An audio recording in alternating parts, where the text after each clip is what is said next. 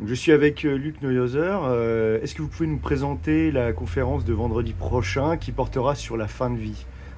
Alors effectivement, le vendredi 9 février, c'est une conférence sur la question de la fin de vie, parce que comme vous avez pu l'entendre et ce qu'a dit notamment le nouveau Premier ministre Attal hier lors de sa prise de parole à l'Assemblée nationale pour sa présentation de politique générale, donc il est question effectivement d'un projet sur les soins palliatifs et l'aide médicale active à mourir. Voilà.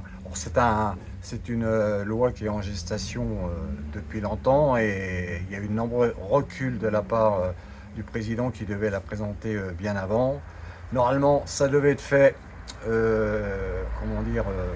plutôt là, en février, mais apparemment, ça sera plutôt avant l'été, mais voilà. Alors donc, il y a les organisations qui se mobilisent depuis longtemps sur cette question-là, parce que d'autres pays se sont déjà engagés dans cette loi-là, et ça permet pour nous c'est une question importante, ça, parce que ça permet aux gens de pouvoir décider en toute conscience de choisir leur fin de vie, et surtout lorsqu'elle vient insoutenable et dans des souffrances qu'on ne peut plus supporter.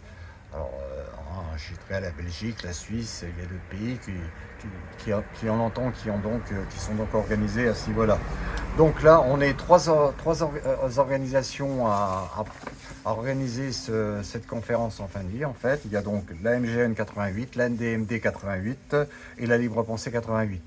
Alors, ces trois organisations font partie dans ce qu'on appelle d'une même, je veux dire, il y a 18 organisations qui ont signé ce qu'on appelle un pacte progressif, là, et qui sont organisées depuis le printemps dernier, et qui donc, on demande effectivement aux législateurs bah, de, comment dire, bah, de faire une loi qui puisse aller dans le sens qui représente pratiquement 90% des Français. Hein.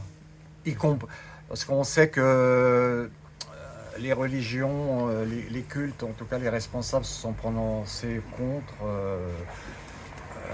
parce que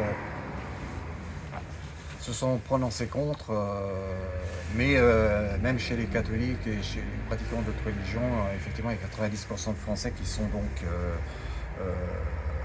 prêts à avoir une loi dans ce sens-là. Alors maintenant, je voudrais particulièrement insister sur le fait qu'on a un invité de grande marque, hein, qui est le professeur Jean-Louis Touraine, qui est professeur émérite de médecine, membre du comité d'honneur de l'ADMD et député honoraire, et qui donc sur ce sujet est un expert et pourra débattre avec les gens qui sont présents dans la salle.